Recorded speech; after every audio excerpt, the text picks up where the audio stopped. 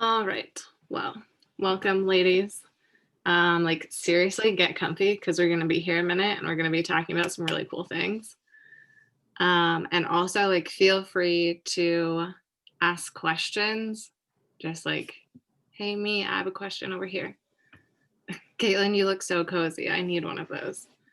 Um, so I would like this space to be open and a sacred container. Um, I am recording it, so some of these things will be shared. If you're not okay with sharing something, that's totally okay. Typically, these are done in person. However, COVID has made that challenging, and I can connect with people that are not in my area. So this is really cool. But my intention during this is for each of you to feel held in your journey today. And I guess I'll open it up to introduce each other, even though we kind of already know each other. So just say your name, where you're from or where you're at, and then something that you're grateful for. And when I'm talking about gratitude, I usually use the word appreciation alongside with the law of attraction. When we appreciate something, when we write it down or say it out loud, more of it will come. And so I'll start. I'm Natasha. I'm in Boise, Idaho. I'm from here, and I appreciate the opportunity to speak my truth and to be a guide. I guess I'll go. I'm Sarah. I live in Great Falls, Montana right now, but I met Natasha in Stanley, Idaho. And I'm grateful for, most recently, for the friends that have come forward in my life lately. They've been Awesome. very supportive and wonderful. That's fantastic. I'm And Caitlin. friend of Sarah. I'm Caitlin. I'm also in Great Falls. I'm from Montana, but I'm in Great Falls, and I appreciate the sunshine today. So, sorry, I'm not very good at this. No, that's a really good thing to be appreciative of, considering like we literally couldn't be here without the sun. Like that's a big deal. Also, it does so many good things for us and everything else that lives on this planet. All right, so I see you guys with your warm drinks, and I'm so glad that you got the memo. I had 2 drinks, one warm and one filled with vitamin C, so I got it both going on. Yes, this isn't vitamin Yay! C, but still. Yeah, and maybe a glass of water. That's definitely a thing. So why don't we like grab our cups? Mine's super hot, so I'm gonna probably not drink on it for a while, but infuse your drink with an intention for our time together. Like whatever you think you're gonna get out of this, whatever you want to get out of it, infuse your drink. You can either speak into it or feel into it, whatever resonates with you the most. And we'll take like a minute to just like sit with our hot drinks. Mine's so hot. I want to hold it.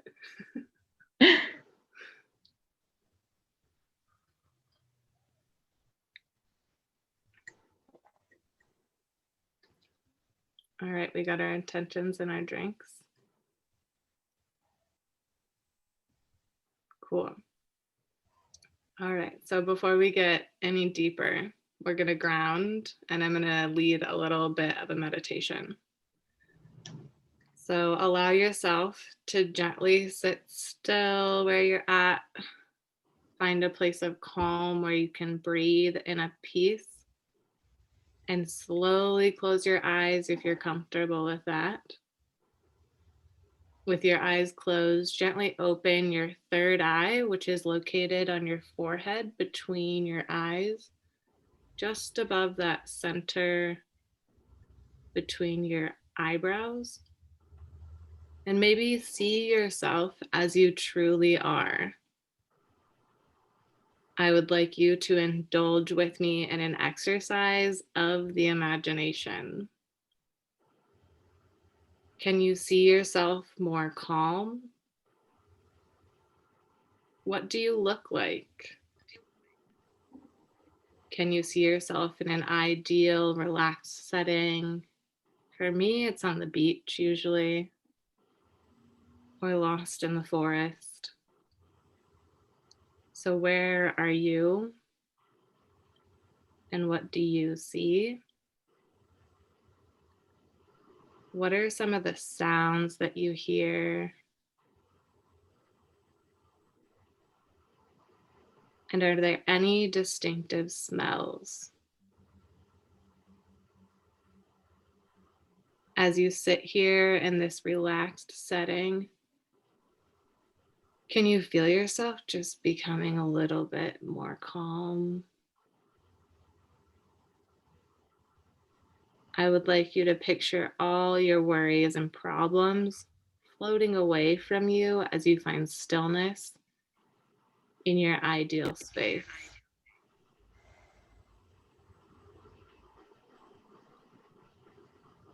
Focus again on the sounds and the things that you see. Bless you. Thank you. Smell and feel the ground beneath rise up to hold you. Breathe into that a little bit.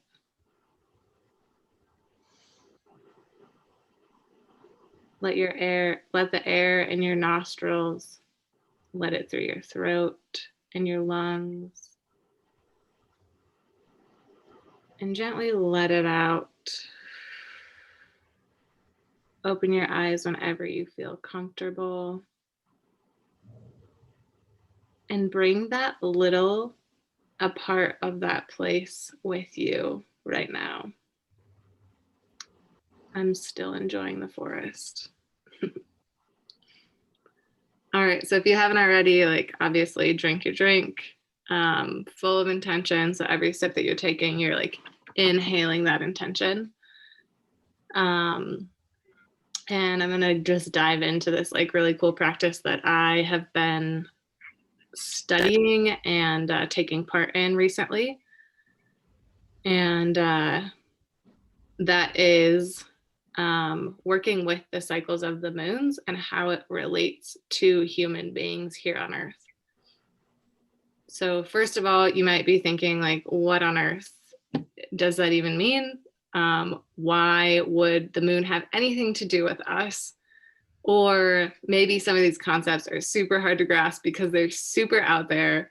Totally okay, just stay with me. And I think by the end, it will make a lot of sense. So if you think about it, our bodies are 60% of water, right? And the moon can affect the ocean tides. So why wouldn't it be able to affect us is my question to you. So bear with me as I explain how these cycles that mimic the nature of the moon, when to be creative, when to attract or promote whatever it is that you're working on or telling people about it, and when to bring it all full circle. So I'm going to use an example of this program. I started creating this new moon program a couple weeks ago. Oh, I started creating this program during the new moon. I'm also working on a new moon program as well. So I started, like, I didn't give myself enough leeway, I'll say, but what's really cool is that I created it in this like space of my energetic being just chill and creating. And then I started promoting it around the time of like leading up to the time of ovulation and currently ovulating, which is really cool because here I am like projecting and just getting out there, even though we're in our homes. And then my plan is to like go back inwards and maybe finish those other things that I already started this past month or the month before. It's kind of gives you a time to like wrap things up, and then I'll rest and reflect and see what worked. And then the cool thing about this is that it's a cycle, so we just like keep getting to do it over and over again. It's not a timeline where like you have a deadline. Like we get to do all these things in a very cyclical manner based on our energies, which I'm going to explain. So we can start to talk about the way our society is set up and how it's connected to our worth. So in our economy, our worth is valued typically by the amount of money that we make, and society values masculinity energies over femininity. So I'm not talking about men versus women, and I'm not talking about male versus female. I'm referring to the energies in which we operate. So we all have both within us, and most of us lead with one over the other. I'm realizing that I personally lead with a very masculine energy. And so the idea of all of this for me is to step into that femininity, and take advantage of the fact that like I was born with femininity, so I can actually use it to my advantage. So if you're aware or in tune with your masculine energy and feminine energies, then you're able to use one versus the other during specific times of the day or during certain activities. So masculine energy it's an energy that's productive, linear, logical, competitive, very based on results, doing over being, and the masculine energy has more structure, and it's like the me mentality, whereas the feminine energy deals with more like nurturing. They're more cyclical in nature. There's win-win scenarios. They're like being over doing. Does that make sense?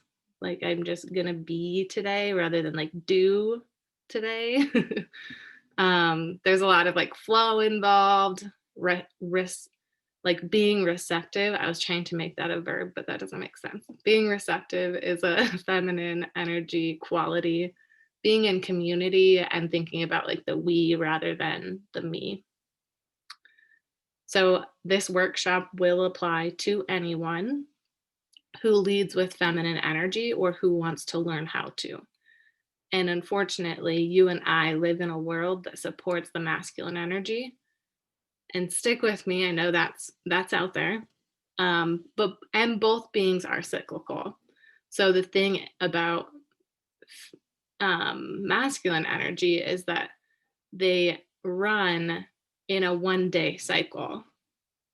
So men are basically running their same cycle that a woman runs in 28 days in one full day. That blows my mind. How is that even possible? So every day, no matter what the energy that you embody, we are expected to show up to work every day, work with the same intensity every day, and for the same amount of hours. Our feminine bodies do not operate that way. We operate in the seasons throughout the month. And unfortunately, our culture doesn't share this information with women soon enough. That's why I was like, I have to do something. I just learned something really cool. People need to know about it. So I'm just excited to share this like blueprint with you. You're gonna want to take notes. I can also send the recording afterwards. So good. So we'll talk about the menstrual cycle specifically first, and then we'll align it with the moon cycle. And again, this is going to be a lot of information, but it's the juiciest goodness. So the follicular phase, which is a phase of new beginnings, this is the stage right after the bleed. I'm not going to say the menstrual phase because it's confusing, because like the cycle is menstruation, and then there's like that phase where we're all menstruating. So I'm going to call that menstruating cycle the bleed. So this is the time right after the bleed. You've got new beginning stages. Physically, our bodies are so our egg is producing follicles in our ovaries. Excuse me. The egg producing follicles in our ovaries are maturing and gets ready to release an egg. So the egg's in there, obviously, and those follicles are like, okay, it's time to get rid of this egg. There are 2 hormones that are helping to get this particular job done, And they also stimulate the release of estrogen. Estrogen is going to tell the lining of your uterus to start to rebuild. So energetically, this time is where you want to begin anew. So our lining is rebuilding, the egg is like starting to be released. So this is the beginning. Let's build new things, put those projects that you've had in mind down on paper. It's a good time to be in an outward phase. And like just be creative. So then when you ovulate, you are most fertile due to a combination of different factors that your body has lined up for your egg and any sperm that might enter your body. This is all taking place during the middle of your cycle. So at the peak of the rise in estrogen, there's another hormone, LH, that says to release the egg and send it down the fallopian tube. So this is like LH stopping that because there's a peak.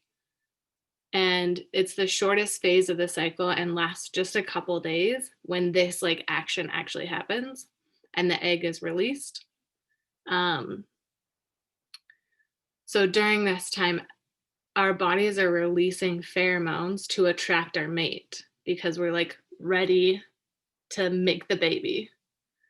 But energetically, this is a time when you want to be like out there talking about what you're doing, just like collaborating with other people on things. And you are the most technically attractive and vibrant and ecstatic being of you. I am in this phase right now, so I'm like, that's how I feel today. Just like crazy, but it's really great because I'm like energetically, that's where I'm at. So it's the best time again to like be you, be there, be whatever. The next phase is the luteal phase. So this is the longest part of your cycle. It lasts about 12 days. And it occurs from the ovulation point to the bleed. The one that is the most overlooked is this phase. This is a time when your energy begins to turn inward, and you can honor that. It's where estrogen starts to decrease and progesterone starts to increase. So they work in opposition of each other. And estrogen was building that lining. So progesterone now is going to just like be keeping that lining built up for implantation. I'm assuming that we know something about our cycles where the egg comes down. There's like the baby may or may not be made, but the egg is always trying to get into this lining. So progesterone is just like making sure it's gooey and like good to go, just in case that baby's coming. Hopefully it's not for me. So the whole time, let's see, it helps us feel calm and serene when progesterone's like surging in our bodies. And energetically, this is the phase where we have a little bit longer to complete those projects that we started earlier, or maybe in a different phase. Again, there is no like linear timeline here, which is so cool. The brain is focused on and ready to like finish things. So you might not feel like going out. And sometimes when you don't feel like going out, maybe it's because it's time to go inward. You might not want to even engage in small talk at that time, and that's totally okay. I also like to use this as a way to give other people the benefit of the doubt, because realistically, there might be some people that are just like not feeling like they want to do small talk. And so maybe they don't want to show up or do whatever it is that you want them to do, you know? So this is a time for your body to like actually slow down. Honoring your luteal phase and in completing tasks, or is a phase where you can complete those tasks and finish the projects. So then the bleed is like when the egg obviously wasn't fertilized, the uterine lining begins to shed due to the decrease in progesterone levels. So that those went up and went down, and now this is happening again. Energetically is ideally the best time to take a break, rest, reflect on what worked and what didn't the last phase, and maybe set an intention for the next phase. Am I talking too fast? It's so exciting. So during the bleed, the connectivity between our left and right brains are the closest, which makes logic and intuition work together, and they're more vibrant. So it's a really like time to be clear on where you're going, where you came from, those sort of things. So like rest, reflect, and then set an intention. So this sounds like it would be really great to live like this all the time, right? But we have jobs. I personally work in a hospital. I'm not able to turn inward at my job. I have to be there in front of people, talking to people all the time, collaborating with people in my hospital. So what I've found is in my time off of work is when it's best to be able to do these things and like actually take advantage of those cycles. Because if we don't go like inward when we're supposed to, or go inward at certain times of the month, then our circuits will eventually fry and we cause ourselves to burn out. And I know that everyone knows what that feels like. Doesn't feel good. I've been there. I'm not perfect. This is new to me. That's why it's so exciting. But like on the other side, like we can't be in the luteal phase of just like kicking back and going inward and completing projects all the time, because we wouldn't be taking advantage of the other side of the cycle. So if you're not cycling, that's totally okay, because we had the moon to guide us. So if you're either a male walking with feminine energy, or if you're on birth control that causes your estrogen and progesterone level to never reach that maximum or minimum levels that it needs to create that cycle that happens, totally okay, because the moon is going to be our guide. So I'm going to back up a little bit and talk about, so also if you don't know where the moon is at, you can either get a lunar calendar, or there's always Google. So like, where is the moon at today? And then you can check it every once in a while. And it will tell you what phase the moon is in, therefore what phase you can operate in, or what phase you should operate in. Backstory, women generally cycle with the moon. So when there is no sunlight, like let's say you were on a naval ship in the dark for a whole month, your cycle is more than likely going to cycle with the moon, where the new moon is the bleed. So, and then also we know already from being women, this is the one thing out of this whole thing that I do know. We absolutely cycle with other women in community. And this is really cool. If you don't cycle on the new moon, that's totally okay, because women in community, back when we didn't have jobs as much as we do now, they're the women that cycled opposite, like some women cycle with the full moon, they were actually, their purpose is to take care of the women who are cycling opposite of them. So there's a place for all of us in this cycle. Obviously, don't beat yourself up if you're not in like a specific part of the new moon. I'm certainly not. It changes every month for me. So the moon obviously has these similar phases and energies.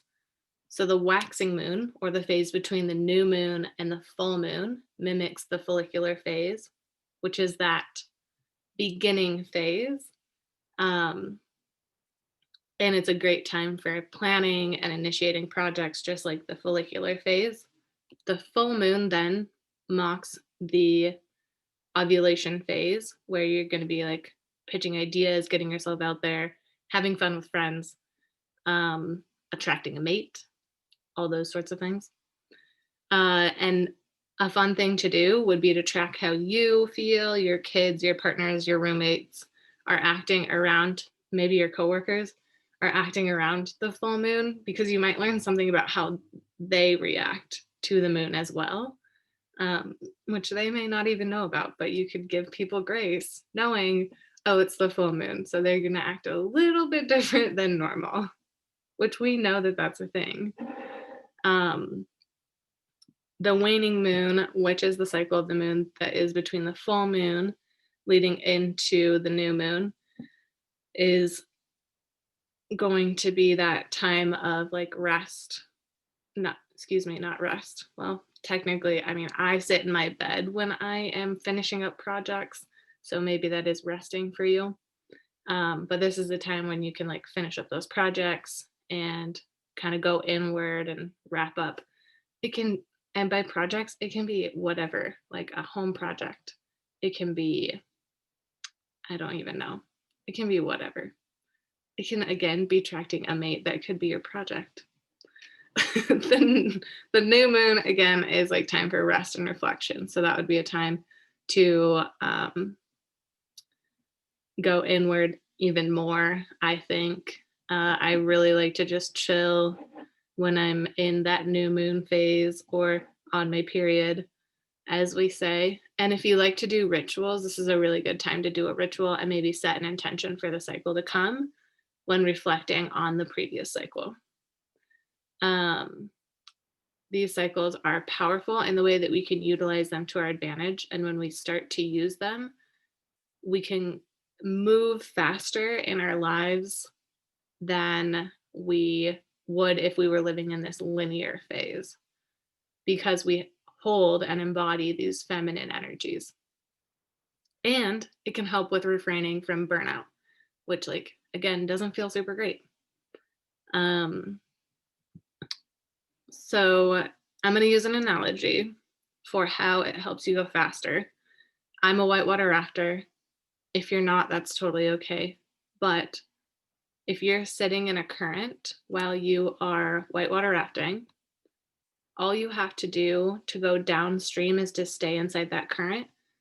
And every once in a while, you just have to like dip a paddle to make sure that you're going the right direction, right? So we can use these currents to move us forward without any effort. I have so many things I want to share with you guys, but we have 9 minutes left. So if you want to learn more about this in particular, definitely check out Kate Northrup's book, Do Less. And in the future, I am planning to be running some sort of program that will be over a span of time. So just be on the lookout for that as well. Are there any questions? We have 9 minutes, and there's a whole section of raising your vibration that we didn't get to, but that's okay. I don't have any questions, but I do appreciate you breaking it down into the different cycles. I don't think that anybody's ever explained that. And I think that you kind of referenced that earlier, that nobody really knows the exact cycles of our own bodies. So yeah, and honestly, like, this all started for me. I'm gonna stop the recording real quick.